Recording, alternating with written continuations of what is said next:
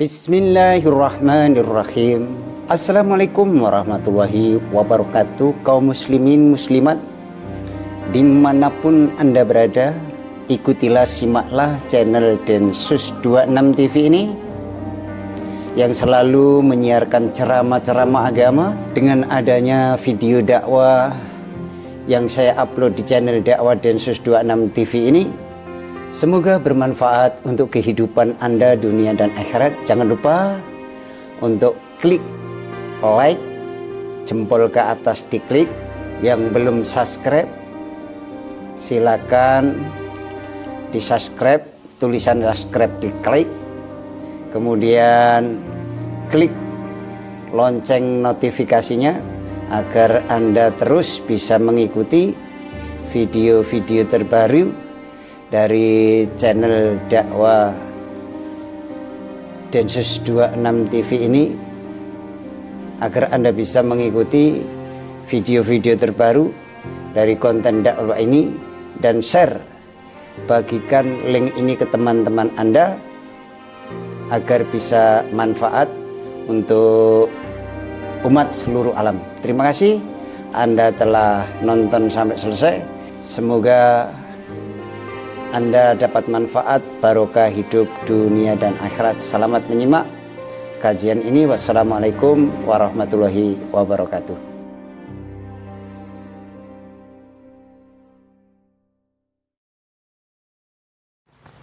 Bismillahirrahmanirrahim. Alhamdulillahi rabbil alamin. Wabihi nasta'inu ala umuri dunya waddin. Assalatu wassalamu ala ashrafil anbiya'i wal mursalin, Sayyidina wa maulana Muhammadin wa ala alihi wa ashabihi ajma'in. Amma ba'd. Allahumma subhanaka la ilma lana illa ma'allamtana innaka antal alimul hakim. Wa tub alaina ya maulana innaka antat tawwabur rahim. Hadratul muhtaramin, para bapak sekalian,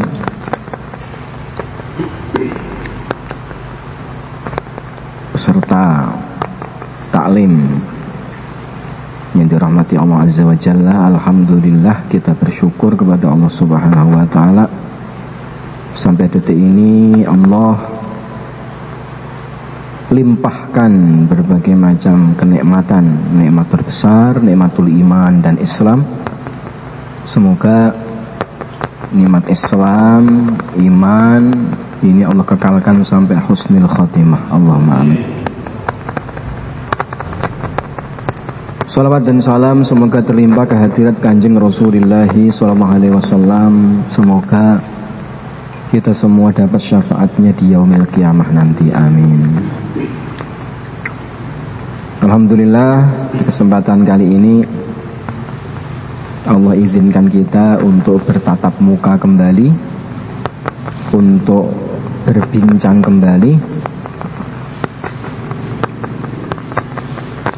mempelajari ilmu Allah yang dibawa oleh Kanjeng Rasul, yang dipraktekkan oleh para sahabat, ditirukan oleh tabi'in, atba'ut tabi'in, bahkan didokumentasikan oleh a'immah, oleh para imam, oleh para alim ulama, yang akhirnya kita bisa menikmati ilmu-ilmu tersebut saat ini. Ini kita pelajari terkait dengan pembahasan kali ini tentang ketauhidan, tentang akidah yang lurus mengenai sifat-sifat Allah Azza wa Jalla. Ini kita pelajari supaya kita ini semakin kenal kepada Allah. Bahasa ngetrennya biar makrifat kepada Allah. Bahasa disonya bin akrab, bin kenal kali Gusti Allah sepodo ae. Nah, akhirnya kita ini layak diaku menjadi hamba Allah yang hakiki, umatnya Rasulullah sallallahu alaihi wasallam. Jadi rupa menungso ketok menungsone, ketok kawulane lah ngoten. Karena orang itu kalau nggak kenal kepada Allah, iya itu bentuknya manusia, tetapi kehambaannya itu nggak ada. Jadi aslinya itu hamba, tapi terkadang aku pangeran. Ini repot ya. Aslinya itu hamba, tapi mengaku seakan menjadi Tuhan tanpa terasa. Namanya syirik khofi. Terkait dengan egois, keakuan, lupa dengan Allah Azza wa Jalla. Nah ini kita berharap dengan mempelajari ilmu akidah, ilmu tauhid ini, akidah kita semakin lurus, semakin terpupuk kembali. Halaman 17 nggih. Nggih, kita lanjutkan. Allah Maha Hidup. Kemarin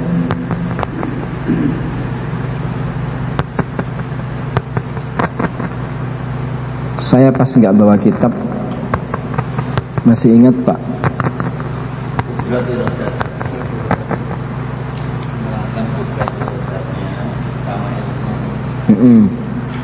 Ilmu selesai nggih?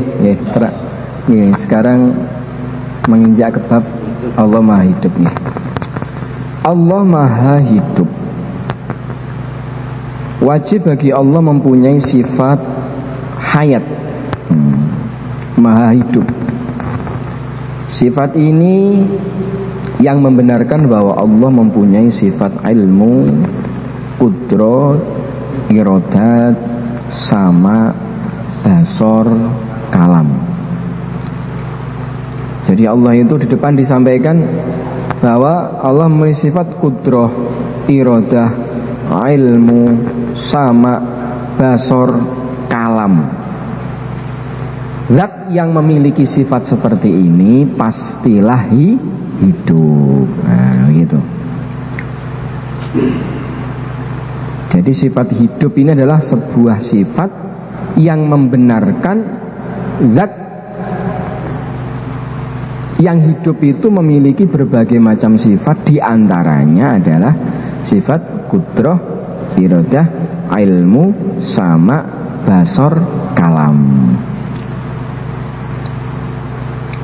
Hidup di sini terdapat pada zatnya dan tidak disertai ruh seperti makhluk.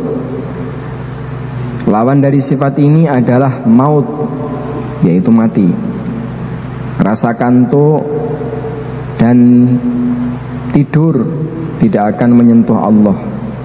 Begitu pula dengan kerusakan maupun kematian. Allah itu hidup, tapi hidupnya Allah nggak seperti hidupnya manusia. Kalau manusia itu hidupnya ada roh, manusia itu ada roh, ada jasad.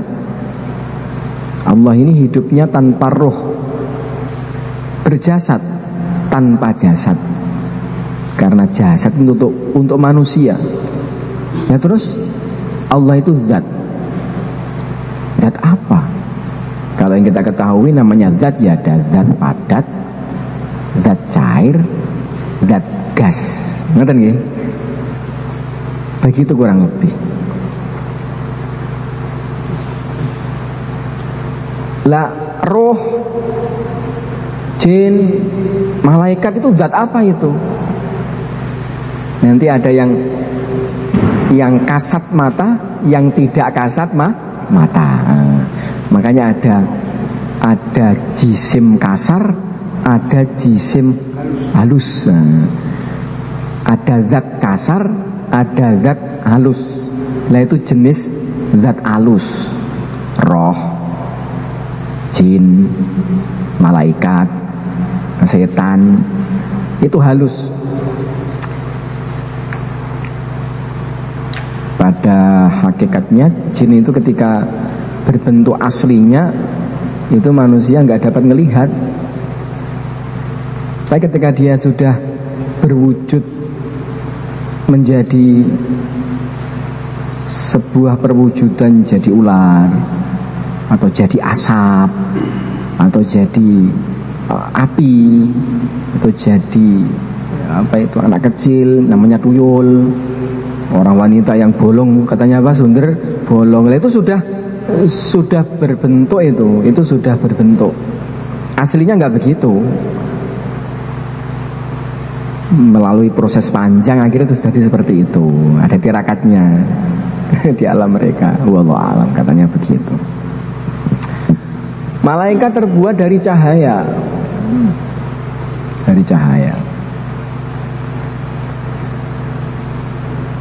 Jin, setan terbuat dari api.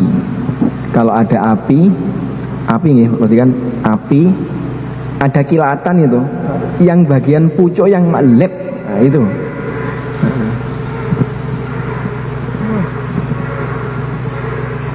Lah manusia ini yang tercipta dari bahan kasar.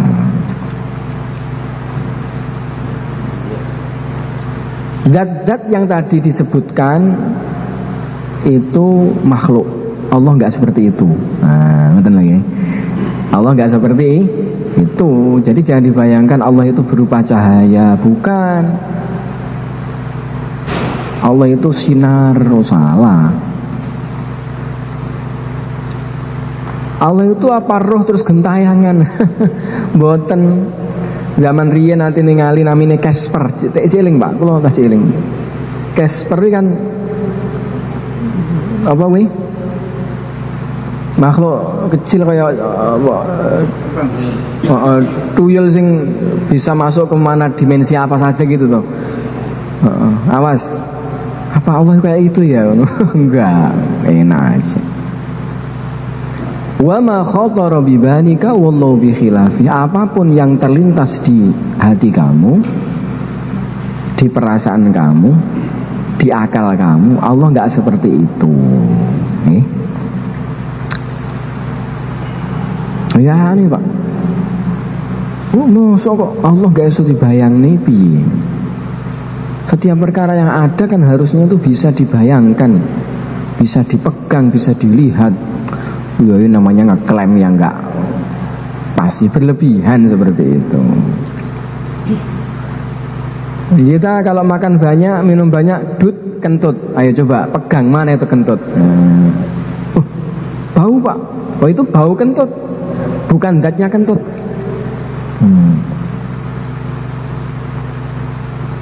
Roh dalam diri kita ini di sebelah mana tempatnya? Sebelah atas, sebelah bawah, sebelah luar, atau di dalam, atau menyelimuti? Wallahu a'lam. Roh itu min amri Rabbi, yang tahu hakikatnya roh hanyalah Allah Subhanahu wa ta'ala.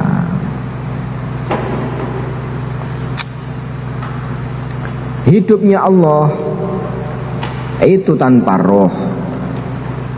Allah itu zatnya tidak seperti zatnya manusia, tidak seperti zatnya makhluk. Zatnya istimewa, yang bila kaifin wala misal, tidak bisa dibayangkan, tidak bisa diseperti apakan. Itu zatnya Allah. Dan zatnya Allah ini kekal. Kehidupan Allah ini kekal. Hidupnya Allah ini hidup yang hakiki.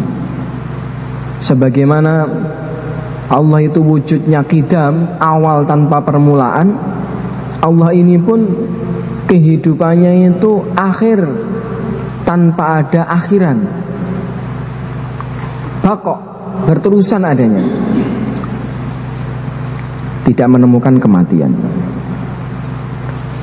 Adapun dalil atas ketetapan bahwa Allah wajib mempunyai sifat hayat adalah wujudnya alam semesta ini. Jelasnya, apabila Allah tidak mempunyai sifat hayat, maka pasti Allah bersifat maut. Dan jika Allah mempunyai sifat tersebut, maka Allah tidak akan kuasa, tidak menghendaki, dan tidak mengetahui. Sedangkan tidak adanya Allah akan tetapi mempunyai kudrah, sifat kudrah, iradah dan ilmu adalah muhal. Dan jika demikian, niscaya tidak akan wujud sesuatu alam dari semesta ini serta tidak sesuai dengan kenyataan yang ada. Allah itu hidup, di antara dalilnya adalah wujudnya alam semesta ini. Wujudnya alam semesta ini menunjukkan bahwa Allah itu punya sifat hayat, kudrah, iradah, ilmu, sama, basar. Karena kalau Allah Subhanahu wa ta'ala ini tidak hayat, ya Allah tidak akan kuasa, gak akan tertata alam semesta ini. Adanya penataan yang indah di alam semesta ini menunjukkan adanya kudrah iradah. Nah, ini menunjukkan pula Allah itu hayat. Sifat ini sama sekali tidak ada persambungannya. Hanya saja sifat hayat keberadaannya merupakan syarat logis di dalam menetapkan sifat-sifat ma'ani. Maksudnya dari wujudnya sifat ini menjadi kepastian akan wujudnya sifat-sifat ma'ani. Dan dari tidak adanya sifat ini maka menjadi kepastian tidak adanya sifat-sifat ma'ani. Jika dipandang dari segi bahwa Allah wajib mempunyai sifat hayat, maka mustahil bila Allah mempunyai lawan dari sifat tersebut, yaitu mati. Ya, penetapan dari yang tadi. Setelah tertetapkannya bahwa Allah itu maha hidup, maka benarlah bila dikatakan Allah itu punya kudrah, iradah, ilmu, hayat. Buktinya alam semesta ini wujud. Wujudnya alam semesta ini menunjukkan adanya kekuatan. Dan yang memiliki kekuatan pastilah maha hidup. Tidak mungkin Allah itu mati.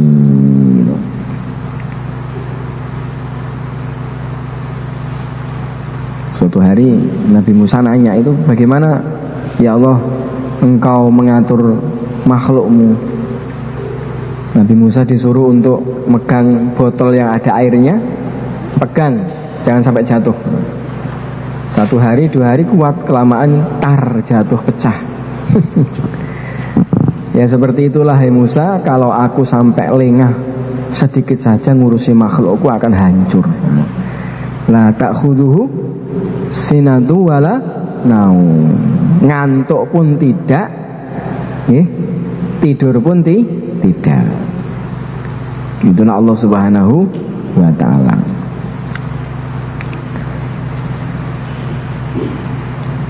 Maka para wali-wali dulu itu ya ada yang malam itu nggak bisa tidur. Tidurnya itu kalau tertidur, ada ternya. Kalau niat tidur enggak. Dia itu merasa malu, bagaimana mungkin aku ini selalu diawasi Allah, zat yang maha hidup, kemudian kok terus tidur. Mosok rekaman hidupku selama 63 tahun turu tok ini. Dia merasa begitu. Akhirnya malam bangun, siang puasa, malam tahajud. Tidurnya itu kalau pas apa? Pas tertidur. Pas tertidur. Masya Allah. Nah ini bukan berarti kalau begitu kita nggak bertidur, enggak. Bahkan kalau kita nggak tidur bisa sakit. Wah ini tidur ini bisa menjadi wajib ini. Dokter mengatakan, Pak jenengan setiap hari harus tidur 6 jam minimal. Kenapa? Wes diceritakan diagnosanya gini. Kok ngengkel, nggak mau tidur. Wah ini bahaya ini. Seperti orang puasa. Dalam fikih itu begitu ya. Dokter mengatakan, Pak, panjenengan punya sakit kronis, wis komplikasi ini, pokoknya jangan puasa. Nggak usah puasa. Nggak bisa, Dok. Aku ini orang beriman, aku ini muslim, harus berpuasa. Jangan, Mbak. Lihat seperti diagnosanya. Ronsnya seperti ini, gitu, di-scan, disampaikan berbagai macam penyakit. Ini kok jenengan berpuasa, organnya itu menjadi begini, bahaya, Pak. Kok engkel, berpuasa, kok mati, mata asian, matinya dihitung mati maksiat. Padahal puasa. Wah, repot juga ini. Ini fikih itu seperti itu. Tetapi nanti kalau ada orang yang sudah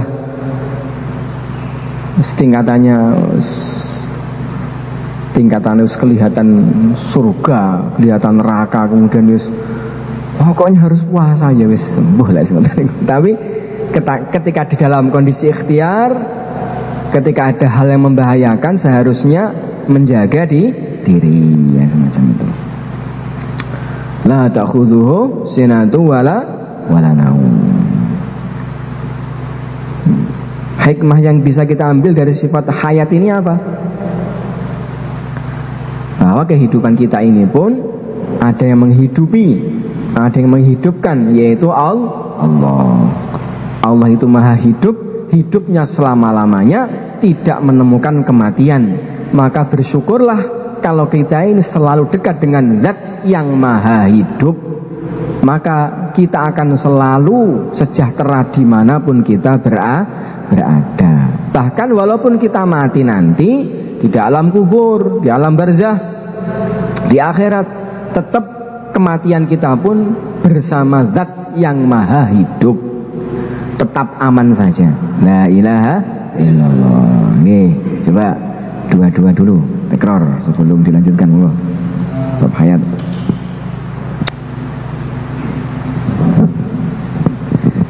Buatan, Mbah. Jadi bila kaifin wala misal, sampai ketika Nabi itu menjelaskan tentang mahwal ihsan, Nabi menyampaikan kepada para sahabat apakah itu derajat ihsan. Itu Nabi menyampaikan anta abudallaha ka'annaka tarahu fa illam takun tarahu fa innahu yaraka. Derajat ihsan yang dikejar oleh ahli tasawuf itu namanya derajat ihsan. Itu bilalah engkau anta abudallah ka'annaka tarah, kalaulah engkau menyembah Allah seakan-akan engkau melihat Allah. Fa illam takun tarahu fa innahu yaraka. Maka bila engkau enggak mampu dalam kondisi yang pertama tadi, maka sungguh Allah itu yaraka, melihat engkau. Nah, begitu. Jadi Nabi enggak mengatakan sembahlah Allah benar-benar engkau melihat zat Allah, bukan. Tapi ka'annaka tarah, seakan-akan engkau melihat Allah. Makanya yang dikatakan qorib, dekatnya hamba kepada Allah itu bukan qurbul masafah, bukan dekatnya jarak, tetapi qurbus sifah, tetapi dekatnya sifat. Saking kita ini kenal kepada sifat Allah, jadi seakan-akan itu benar-benar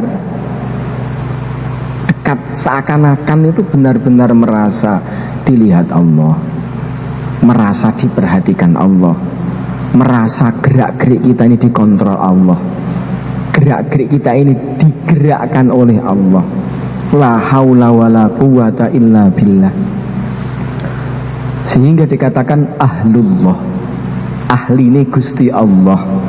Maksudnya zat hamba yang benar-benar bisa merasa menjadi hamba. Nah, ngoten Mbah. Jadi Nabi nggak menceritakan Allah itu begini ya, mboten. Ka'annaka, seakan-akan, mboten. Makanya dan kondisi-kondisi seorang hamba merasa dilihat Allah begitu ya, ada yang durasinya itu per detik, ada yang per menit, ada yang per jam. Lah, nanti ada model kebablasan itu namanya jadzab, majdub, saking tertariknya oleh nurnya Allah, saking merasa enjoy dengan makrifat kepada Allah, sampai dia itu nggak sadar mengenai lingkungannya, bahkan nggak sadar mengenai dirinya sendiri.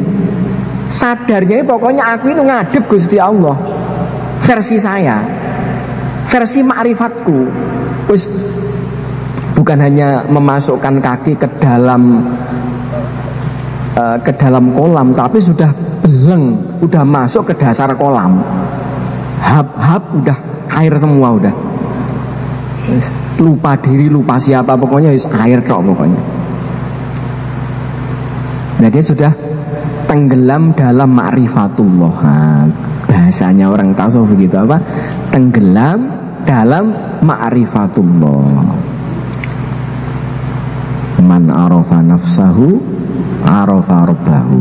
Barang siapa yang bisa mengenali kelemahannya, maka dia akan mudah untuk kenal dengan Allah. Jadi cara untuk kenal Allah itu kalau kita semakin mengetahui kelemahan kita, semakin kita ngaku lemah, semakin kita tahu kelemahan, itu semakin tampak keagungan Allah, semakin tampak qudratullah, semakin dekat kepada Allah. Betul nggih, Pak? Wallahu a'lam. Nggih.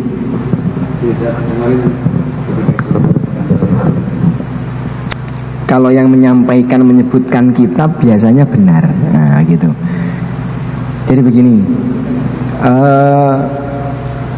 seandainya yang menyampaikan itu menyebutkan sebuah kitab, misalkan Tardiri Mi'raj, di sana memang dijelaskan lengkap sekali seperti apa sifat-sifatnya malaikat penjaga pintu langit pertama, pintu langit kedua. Assalamualaikum, kamu sama siapa?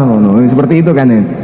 Di sana dijelaskan. Itu mungkin beliau menjelaskan dari kitab Tardiri Mi'raj, begitu. Kalau saya ditanya benar atau tidak, ini saya harus baca dulu baru iya Pak benar, begitu. Tetapi terlepas dari itu semua, bahwasanya malaikat itu tidak mampu untuk menghitung amal-amal hamba, apalagi amal-amal yang tertentu, itu benar adanya. Kenapa? Dikarenakan seperti rintik-rintik hujan itu tampak, butir-butir pasir di lautan itu tampak. Lah, kalau ketemu pas malaikat yang tugasnya ngitung ini, ya terdata, teraudit semua, tim data, sensus jebret, ketemu semua. Tapi nanti ada amal-amal hamba itu yang bisa ngitung itu apa itu pahalanya hanya Allah Subhanahu wa taala. Dalam fadilah amal itu juga disebutkan bahwa amalan ini itu malaikat bisa ngitung, tetapi kalau untuk puasa itu antara Allah dan hamba yang bisa ngitung. Karena apa itu puasa ini? Ini untukku. Untuk pahala puasa ini Allah yang akan memberikan pahala dengan rahmatnya. Kemudian ibadah-ibadah yang berkaitan dengan hati, dengan keikhlasan, ini malaikat pun gak bisa data ini. Yang tahu hanya Allah. Yang tahu hanya Allah Subhanahu wa ta'ala. Wallahu yudha'ifu liman yasha. Man ja'a bil hasanah falahu asyru amsalihha. Yang ini bisa ngitung malaikat. Barang siapa yang berbuat satu kebaikan, akan dilipat gandakan 10 ya. Pakai kalkulator aja 10 malaikat ngitungnya begitu. Tetapi ketika wallahu yudhaifu liman yasha, Allah melipat gandakan amalan hamba semau Allah. Ya. Berapa ini?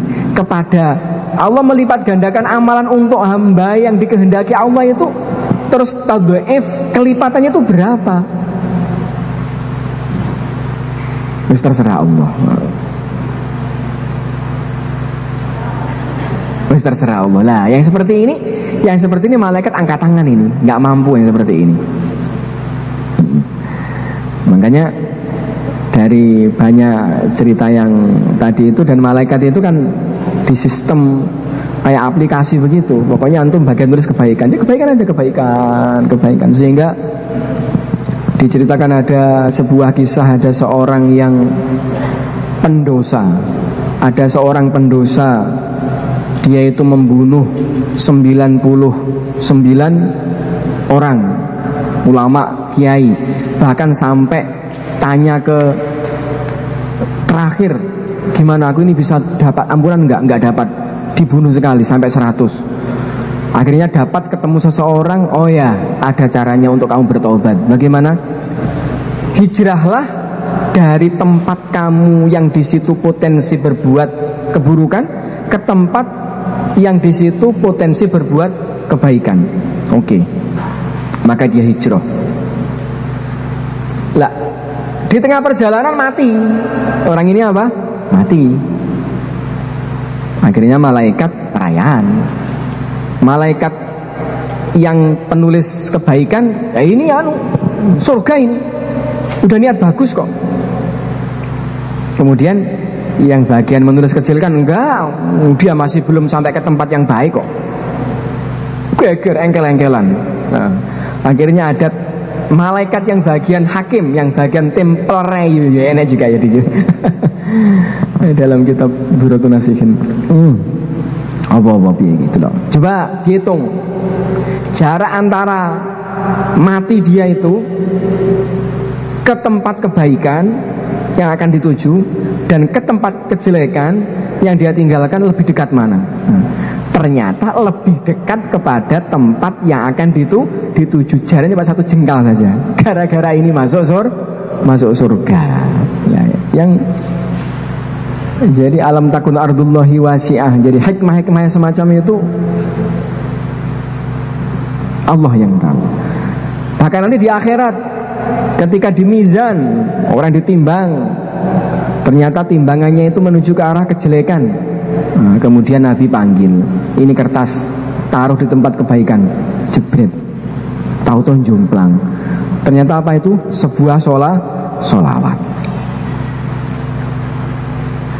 Di Ramadan Allah membebaskan gitu, tiap malam orang-orang ahli neraka dari neraka. Di akhir Ramadan Allah berikan kebebasan berlipat ganda. Jadi maksudnya bahwasanya malaikat itu memang kerjanya sesuai perintah, la ya'sunallaha ma amarahum wa yaf'aluna ma yu'marun. Ya, termasuk amalan yang pahalanya itu luar biasa, diantaranya kayak tadi itu menebar Kenapa? Dikarenakan itu memang afsus salama bainakum ini menebar salam suatu amalan yang luar biasa. Efeknya itu subhanallah. Sholat berjamaah. Efek dari sholat jamaah ini pun juga menunjukkan banyak fadilah. Kalau jenengan kita lihat dalam kitab fadilah amal seperti apa itu fadilahnya sholat berjamaah. Nah, jadi sangat mungkin cerita tersebut benar. Apalagi kalau beliau menyebutkan dari mana sumbernya. Itu biasanya kalau yang seperti itu dari kitab Dari Diri Mi'raj. Ada kitabnya yang Pak. Dari Diri Mi'raj. Yang disebut Dardar itu bukan nama malaikat kali ya. Nah disebut malaikat kamu itu Dardar ya. Dardar itu. Oh, kitab Dari Diri ya. Lah nggih betul. Nggih, betul. Bukan nama malaikat, nama kitab. Nggih gitu nggih. Malaikat. Hah? Kalau dalam ceramahnya Pak Roni kan ya? Itu kemarin Pak Roni bilang itu malaikatnya namanya malaikat Darda. Oh, malaikat Darda namanya. Oh iya. Malaikat apa? Dardail. Darda. Oh, Dardail. Nggih. Kalau biasa untuk apa namanya penjelasan mengenai Isra Mi'raj dalam kitab Tardiri Mi'raj itu memang di sana ada detail, masya Allah. Sampai saking detailnya itu biasanya para mubaligh kalau menyampaikan nggak sedetail itu, karena malaikat menunggu pintu pertama menanya ke Nabi siapa itu di sana ada, wah detail banget. Ini. Tapi yang jelas jangan khawatir, seluruh amal kita dicatat. Insya Allah hadirin. Benar.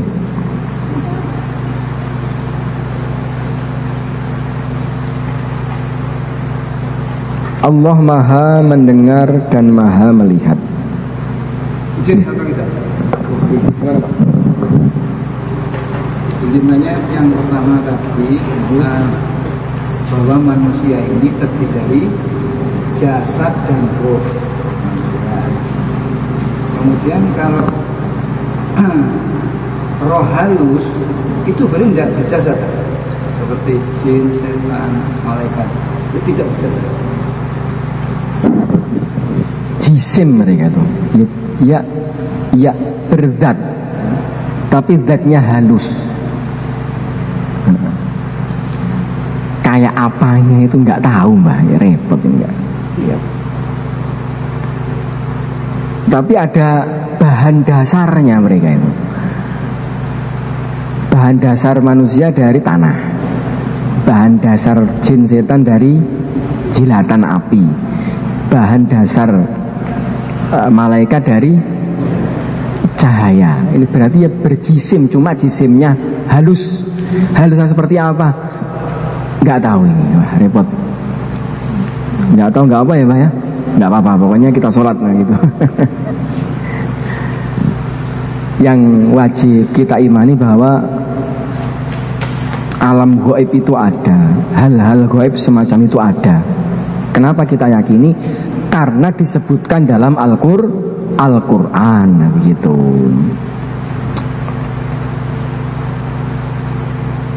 Ingatkan nggih? Insyaallah.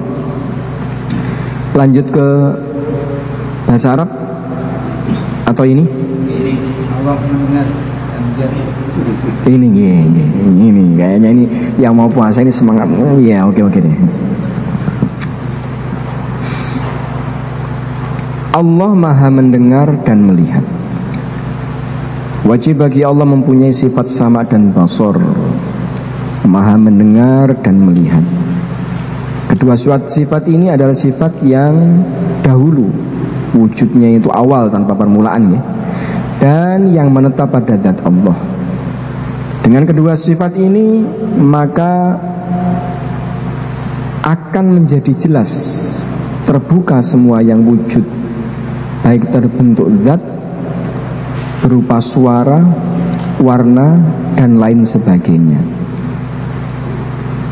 Adapun ta'aluk sifat sama dan basor dengan perkara yang didengar, dilihat adalah merupakan hubungan terbuka, seperti ta'aluknya sifat ilmu dengan yang diketahui. Oleh karena itu wajib bagi kita untuk meyakini bahwa perkara yang didengar bukanlah merupakan suatu penemuan yang dicapai dengan penglihatan, dan bahwa penemuan yang dicapai dengan penglihatan, dan bahwa penemuan yang dicapai dengan melalui pendengaran dan atau penglihatan bukanlah merupakan suatu penemuan yang dicapai dengan ilmu. Jadi setiap penemuan yang tiga tersebut mempunyai hakikat sendiri-sendiri, yang mana pengertiannya wajib diserahkan kepada Allah Subhanahu wa taala. Jadi gini, Allah itu punya sifat sama dan basor. Kalau artinya sama itu maha mendengar, basor itu maha melihat.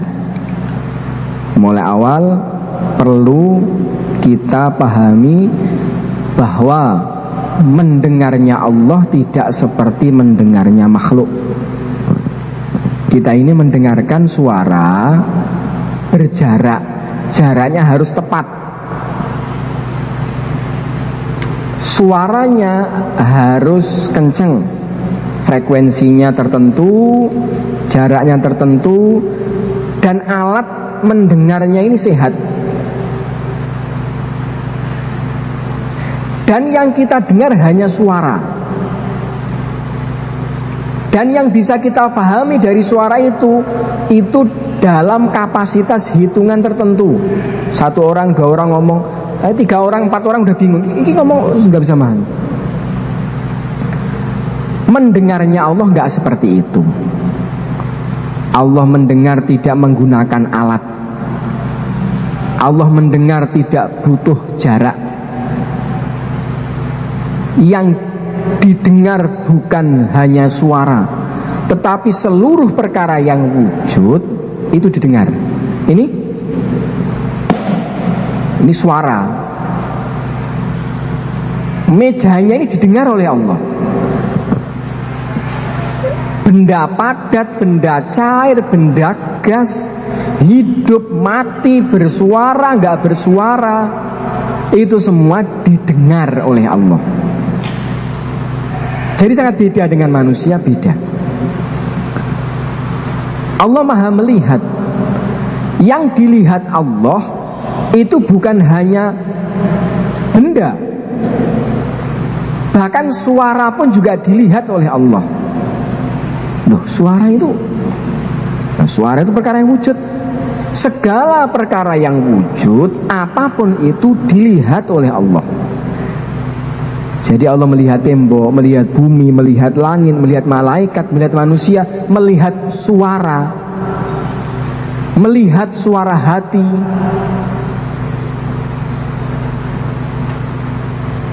Sama basornya Allah itu satu paket. Ta'aluknya yang dilihat, yang didengar itu sama, yaitu apa? Seluruh perkara yang wujud itu dilihat dan didengar oleh Allah Subhanahu wa ta'ala. Dan dengarnya Allah itu bukan butuh waktu, dengar dulu baru paham. Enggak. Jadi sifat ilmunya Allah itu bukan diawal dengan ketidaktahuan. Bukan seperti kita. Ini. Ini. Apa ini? Anak ngelas. Ada suara, ada jarak, ada keras, masuk, dipikirkan. Dengar, dapat pengetahuan. Itu manusia. Allah nggak begitu. Ilmunya Allah itu tidak didahului oleh kebodohan. Bagaimana mungkin didahului kebodohan, sedangkan semuanya ini diilmoni Gusti Allah. Sebelum manusia, sebelum alam semesta wujud, itu semua telah diilmoni Gusti Allah. Coba hikmahnya apa? Sedikit kita ambil. Jadi kalau kita ini bersikap terkadangan pengen dilihat orang, pengen didengar orang, ketahuilah bahwa amal kamu dimanapun kau berada selalu dilihat Allah, didengar Allah. Santai, nggak usah khawatir amal antum nanti nggak sampai ke Gusti Allah. Andaikan para malaikat itu pun lupa nyatat, andaikan loh nggih, Allah nggak akan lupa. Keikhlasan itu sesuatu sir yang rahasia, yang tahu hanya Allah Azza wa Jalla. Itu pun malaikat nggak bisa nyatat itu. Sirrun min asrorillah. Keikhlasan itu merupakan rahasia dari rahasianya Allah. Malaikat pun bingung, nggak bisa, nggak tahu ini. Taunya hanya formalitas. Jam sekian, bacanya itu, ini gitu, sikapnya begini, gitu aja. Tetapi sifat hati, keikhlasan, ini hanya Allah yang tahu. Nah itu. Aim nggih. Dalam?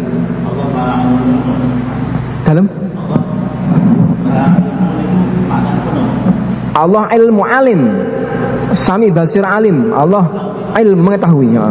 Ilmu hayah mengetahui.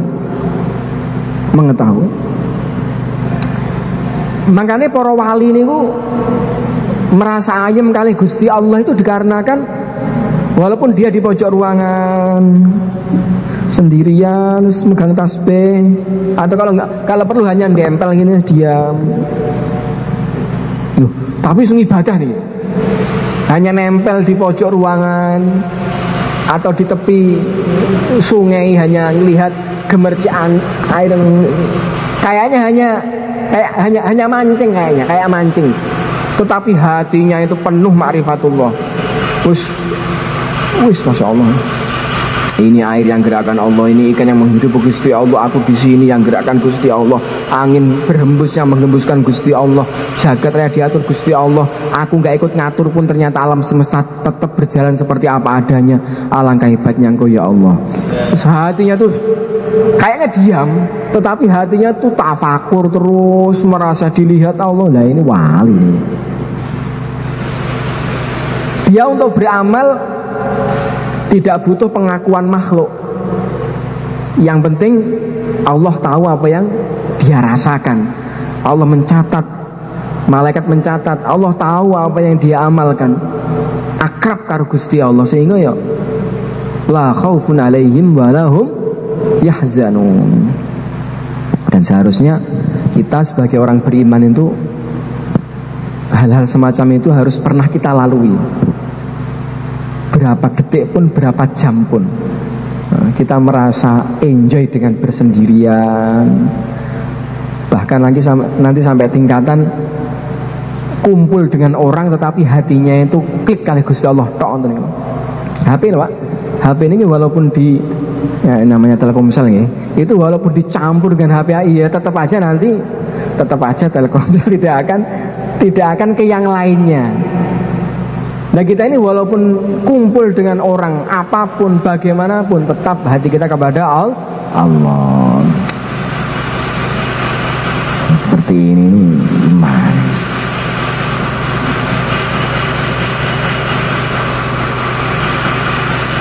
Makanya itu ya.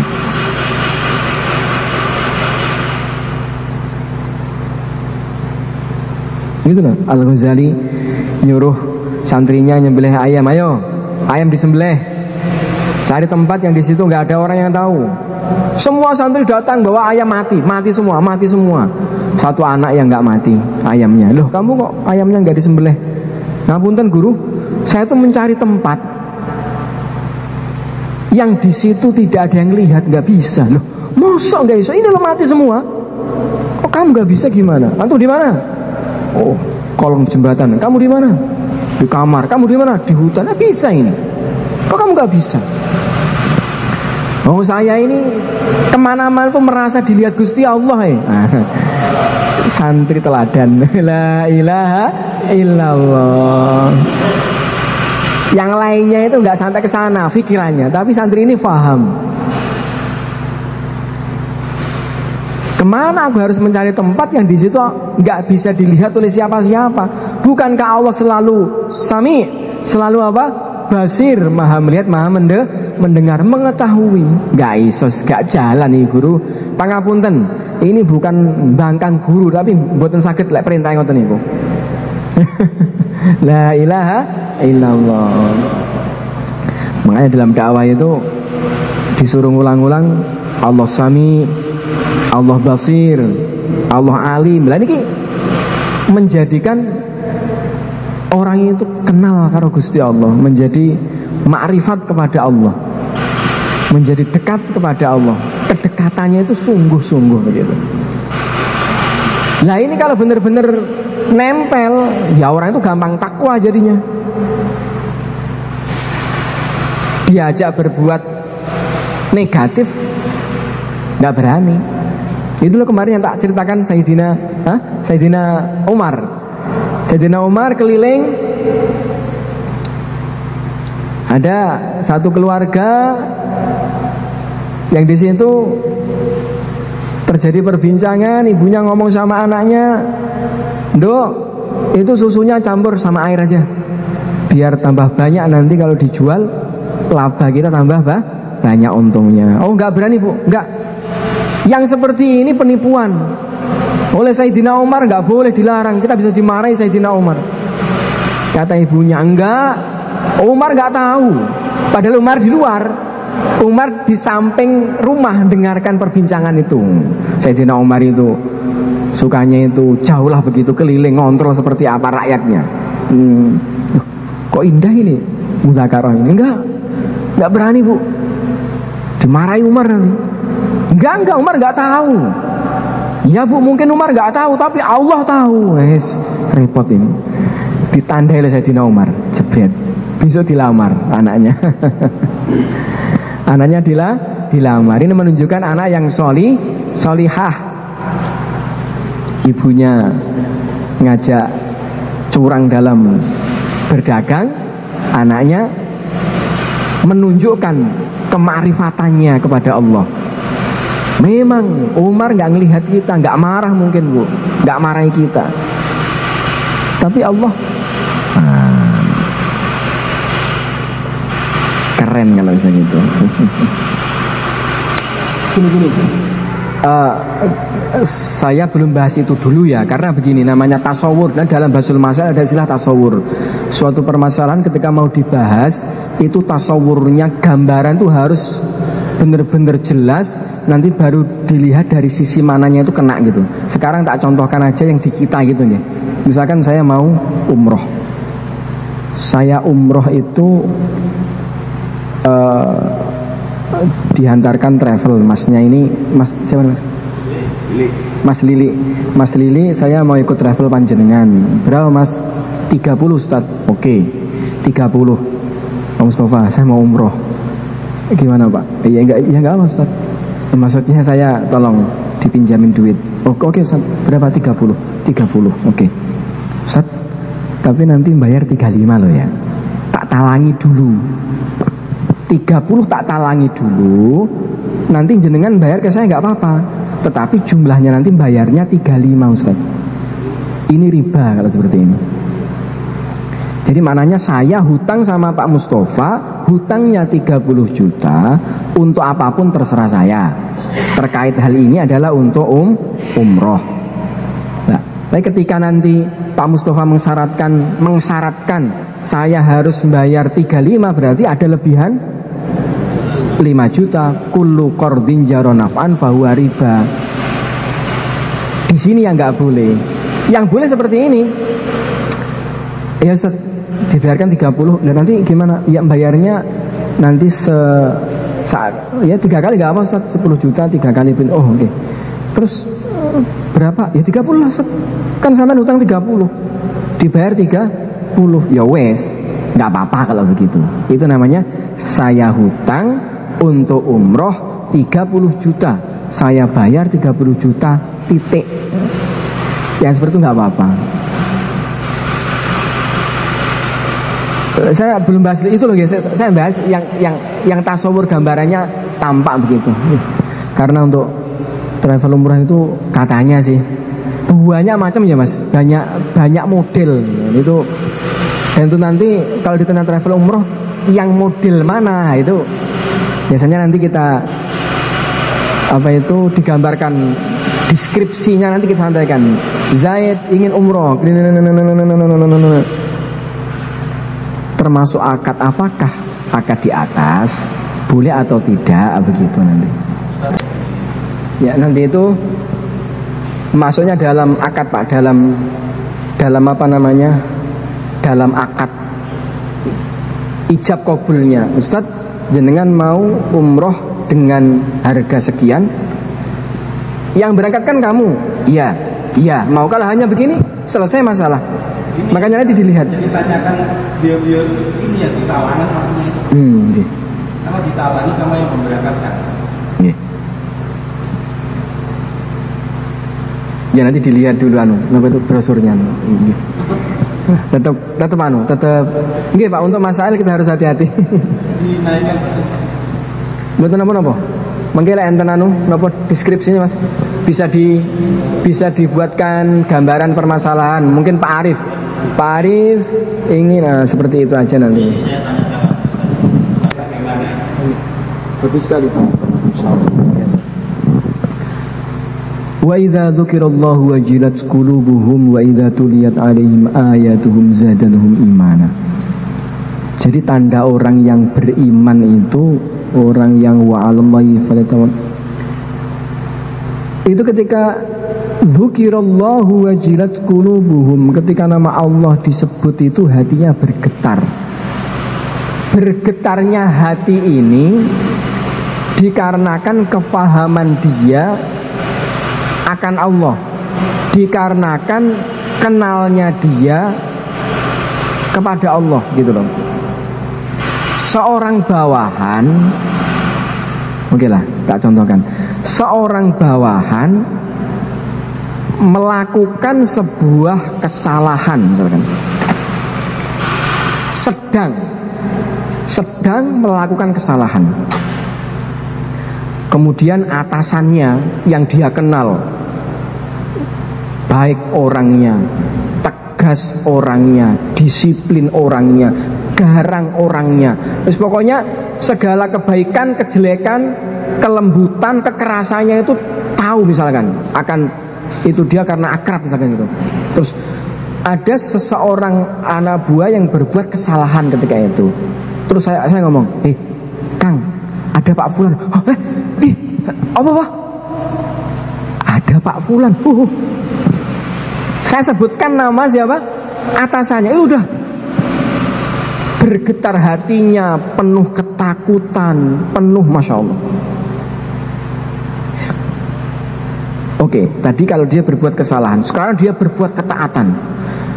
Dia itu berbuat dengan perbuatan yang bagus, yang seandainya atasannya tahu dia akan suka. Ketika dia tengah-tengah berbuat baik begitu, tak kabarkan, Mas, Pak Fulan datang. Pak Fulan ya, seneng, gemeternya apa? Pasti nanti seneng, pasti nanti. Karena apa? Saking kenal, aku tahu betul atasanku itu. Kalau aku berbuat begini, pasti klik nanti, pasti efeknya itu positif lah pokoknya. Paham betul? Yang ketiga, dia berbuat suatu hal, saya nggak tahu ya, ini pas bener atau pas salah ini menurut atasan saya. Pokoknya aku berbuat aja. Pak Fulan datang, ada.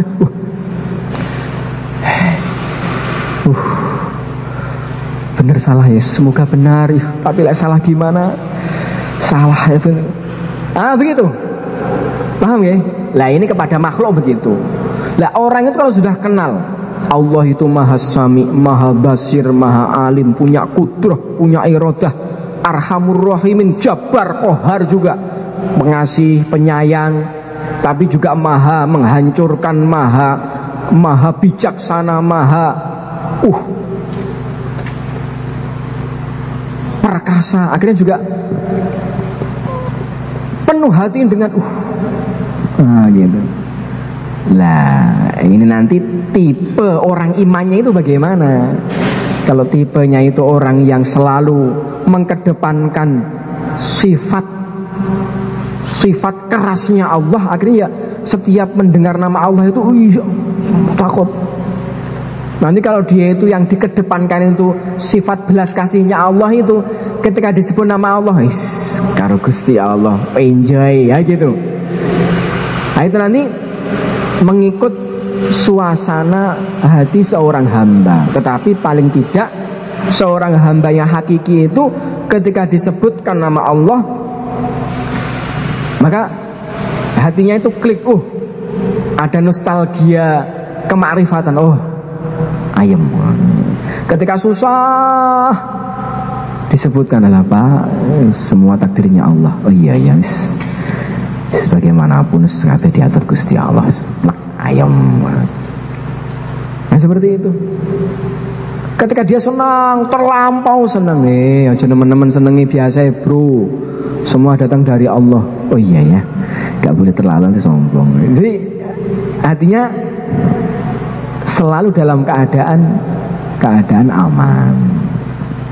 Idza dzukirallahu wajilat qulubuhum. Nah ini setiap orang getarannya itu berbeda-beda. Wallahu a'lam. Ngoten nggih? Nggih.